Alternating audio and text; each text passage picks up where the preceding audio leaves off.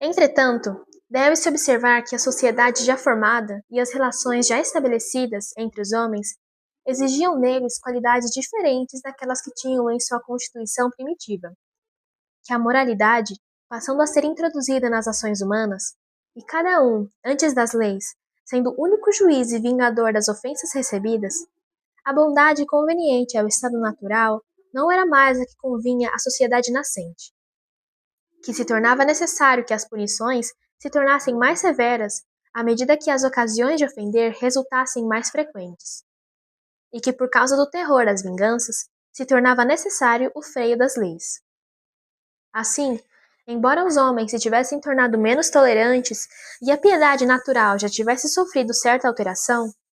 esse período do desenvolvimento das faculdades humanas, guardando um justo meio entre a indolência do estado natural e a petulante atividade de nosso amor próprio,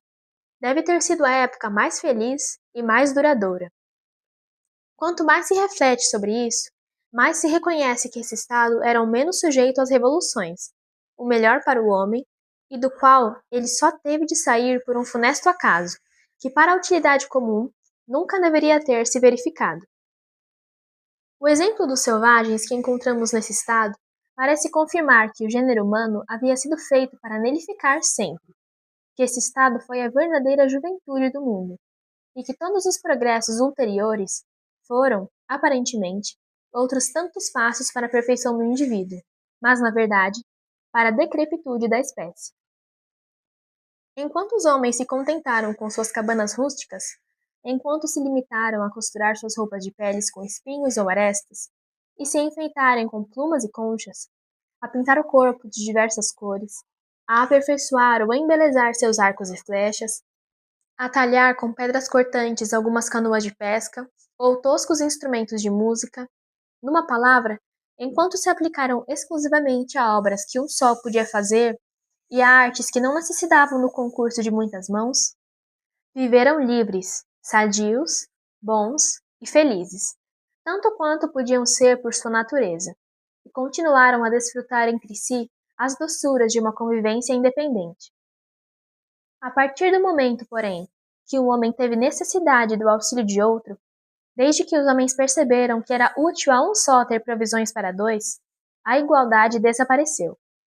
A propriedade foi introduzida, o trabalho tornou-se necessário, e as vastas florestas se transformaram em campos risonhos que foi preciso regar com o suor dos homens, e nos quais, em breve, passaram a germinar a escravidão e a miséria, crescendo com as colheitas.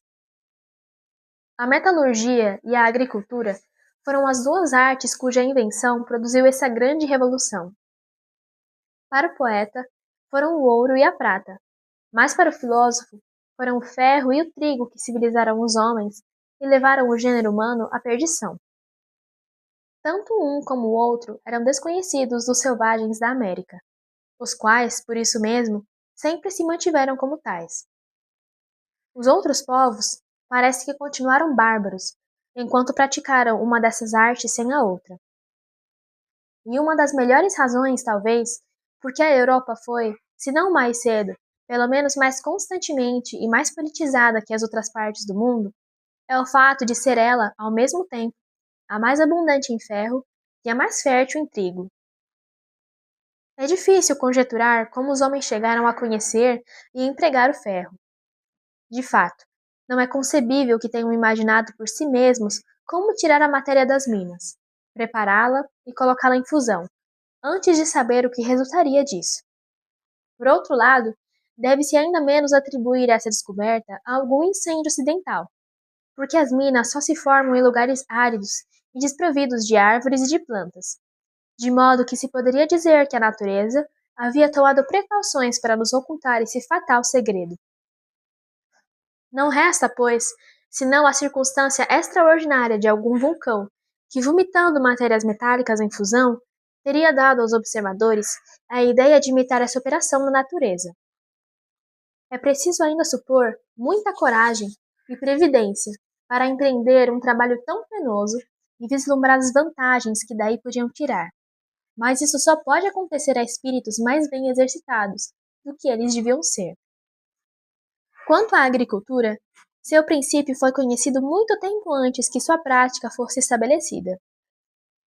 Não é possível que os homens, ocupados incessantemente em tirar sua subsistência das árvores e das plantas, não tivessem observado, desde cedo, os caminhos que a natureza emprega para a geração dos vegetais. Sua engenhosidade, porém, provavelmente só despertou muito mais tarde nesse aspecto, porque as árvores que proviam a sua nutrição, juntamente com a caça e a pesca, não tinham necessidade de seus cuidados para produzir. Esse despertar tardio talvez se deva à falta de conhecimento do uso do trigo, ou à falta de instrumentos para cultivá-lo, ou ainda à falta de previdência para necessidades futuras, ou, finalmente, à falta de meios para impedir os outros de se apropriarem do fruto de seu trabalho.